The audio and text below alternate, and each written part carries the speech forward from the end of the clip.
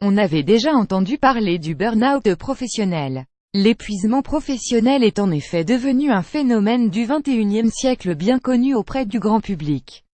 Depuis quelque temps on parle désormais de burn-out ou d'épuisement parental à propos duquel il n'y a pas de diagnostic encore établi officiellement, ni auprès des psychothérapeutes ni auprès des médecins. Ces symptômes restent également méconnus. Il ne s'agit donc pas d'une même pathologie bien qu'elles soient toutes les deux corrélées. Un parent souffrant de dépression a plus de risque de vivre un burn-out parental et un parent souffrant de burn-out parental a plus de risque de souffrir d'une dépression. Il est difficile aujourd'hui de connaître le nombre de pourcentage de la population que le burn-out parental touche. D'après Isabelle Roskam, professeure et docteur en psychologie à l'UCL, spécialiste de la parentalité, 5% des parents sont touchés par le burn-out parental et 8% sont proches d'y tomber. Il ne s'agit donc pas d'un phénomène isolé. Culpabilité et stress, cela s'explique par de multiples pressions apparues et mises en place ces dernières décennies autour des parents, explique Géraldine Duck, psychologue de formation, animatrice au lieu de rencontre enfants par de l'attitude jeune, réseau Solidaris. Auparavant, l'enfant était peu considéré au sein de la société voire pas du tout. Aujourd'hui, les choses s'inversent. Le parent, pour la première fois, devient au service de l'enfant et est dans l'obligation de lui permettre de se développer à tout niveau.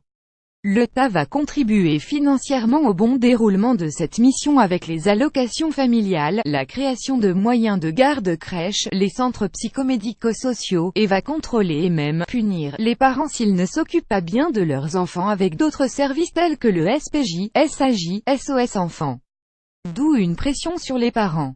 Famille monoparentale à risque. L'État et les thérapeutes vont s'unir et développer une quantité incroyable de campagnes publicitaires qui véhiculent autant que possible des messages à destination des parents sur ce qu'est la bonne manière d'élever un enfant et sur leur responsabilité à en faire un petit être heureux et épanoui. Ces messages pris isolément ont leur raison d'être mais ensemble, ils deviennent harceliants, oppressants et culpabilisants. Les parents sont alors sans cesse et inconsciemment amenés à se poser des questions auxquelles personne avant ne pensait sur la parentalité. Qui n'a jamais entendu « de mon temps, ça n'aurait pas été comme ça ». Aujourd'hui, les conseils sur l'éducation positive et bienveillante sont partout. Beaucoup de parents essaient de se surpasser mais cette parentalité parfaite est inaccessible. Alors, on ne peut être qu'insatisfait de nous-mêmes et c'est de là que naît la culpabilité, le stress et parfois l'épuisement, ajoute Géraldine Duck. Bien sûr, la pression peut aussi être interne. Celle-ci varie d'un individu à l'autre selon son histoire de vie. Plus on veut compenser son enfance malheureuse ou faire aussi bien que ses parents, par exemple, et plus on prête de l'importance aux pressions externes, son éducation, sa personnalité. Les personnes anxieuses, par exemple, sont plus impactées. La pression est aussi dépendante du contexte. Il est plus facile d'être un bon parent quand son enfant est d'un tempérament calme ou n'a pas à se préoccuper financièrement de ses fins de mois. Une famille monoparentale est sans doute aussi plus à risque car plus exposée au stress, à la solitude et donc à la fatigue. La coparentalité et la cohérence entre les deux parents sont des facteurs importants pour tenir bon face au stress et ne sont malheureusement pas toujours accessibles aux familles monoparentales. Le parent en burn-out devient très irritable, stressé et tout le temps fatigué. Il peut en arriver à se défouler sur son conjoint, fuir ses enfants, se réfugier dans l'alcool ou d'autres dépendances mais surtout, devenir négligent voire violent avec son ou ses enfants. Toutes sortes de comportements qu'il n'avait pas auparavant et qui doivent alerter l'entourage. Certains parents en viennent même à regretter l'existence de leur progéniture. Sentiment de solitude. Notons que la plupart des parents qui vivent un épuisement pensent qu'ils sont seuls à vivre cette situation, que leurs sentiments sont propres à eux et donc que c'est de leur faute. C'est pour cela qu'on ne connaît pas encore bien ce syndrome car il est caché par ceux qui en sont atteints. La première des choses à faire pour prévenir ou se remettre d'un épuisement est de pouvoir sortir de l'isolement. Les parents en souffrance doivent prendre conscience qu'ils sont nombreux à vivre les mêmes difficultés. Ils doivent pouvoir en parler autour d'eux sans culpabiliser ni se sentir jugés. Pour cela, c'est la population entière qui doit être sensibilisée, note Géraldine Duck, psychologue de formation, animatrice au lieu de rencontre enfants par de l'attitude jeune, réseau Solidaris. Ensuite, c'est la responsabilité du parent de demander de l'aide avant que la situation ne s'aggrave. Il existe de nombreux services qui peuvent prêter une écoute attentive ou orienter le parent.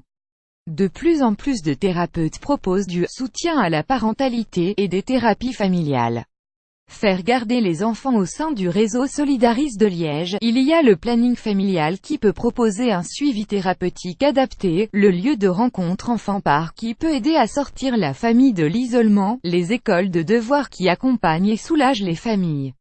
Un service babysitting sera bientôt mis en place également. Faire garder les enfants et prendre du temps pour soi est indispensable pour anticiper ou sortir d'un épuisement parental.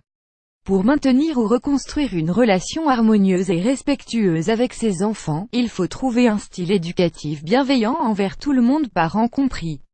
Le plus important, selon moi, est de se créer une ligne de conduite, un fil conducteur dans les règles qu'on veut instaurer dans son foyer et de maintenir le cap.